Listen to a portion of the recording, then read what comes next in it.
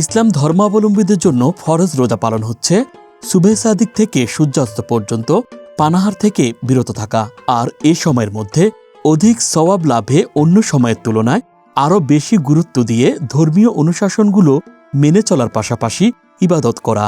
তবে বিশ্বের অনেক মুসলিম দেশে ধর্মীয় অনুশাসনের বাইরে সংস্কৃতি ভেদে গড়ে উঠেছে কিছু আলাদা রীতি, যেগুলোর সঙ্গে ইসলাম ধর্মের কোনো সম্পর্ক নেই।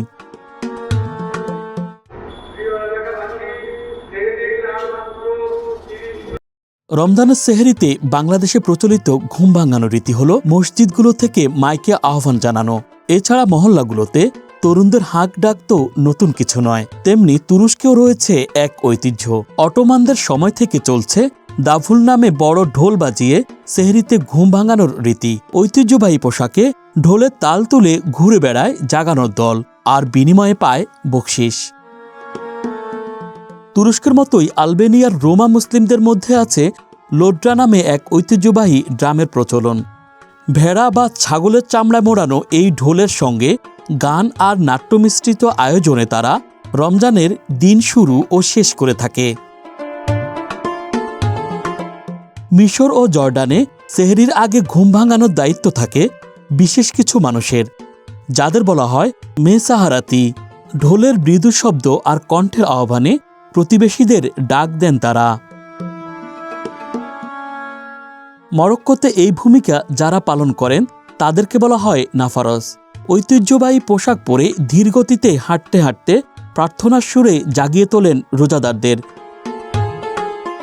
ফারাওদের দেশ মিশরে রমজানের সবচেয়ে রঙিন ঐতিহ্য হল ফানুস। এটি রঙিন কাছের কারুকাজে তৈরি এক প্রকার লণ্ঠন।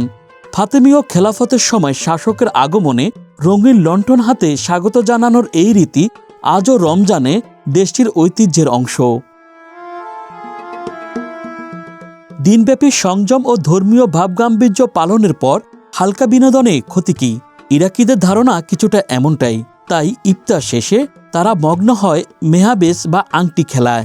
40 থেকে 250 জন পর্যন্ত দু দলে ভাগ হয়ে একটি দল আংটি লুকায়, আরেকটি দল তা খোঁজার চেষ্টা করে। পুরুষরা বাইরে থাকলেও ঘরের মধ্যে নারীরাও মেতে উঠে এই খেলায়। যুদ্ধের কারণে বহু বছর বন্ধ থাকলেও বর্তমানে পুনরায় চালু আছে ঐতিহ্যবাহী এই খেলাটি। কামানের তোপধ্বনি দিয়ে ইফতারের সময় হবার বিষয়টি জানানো হয় লেবাননে। এটি বিশ্বে প্রচলিত প্রাচীনতম ঐতিহ্যের একটি। রীতিটি শুরু হওয়ার প্রায় 200 বছর পরও লেবানন সহ মধ্যপ্রাচ্যের বেশ কয়েকটি দেশ আজও এই চর্চাটি চালু রেখেছে, যা মিদফা আল ইফতার নামেও পরিচিত।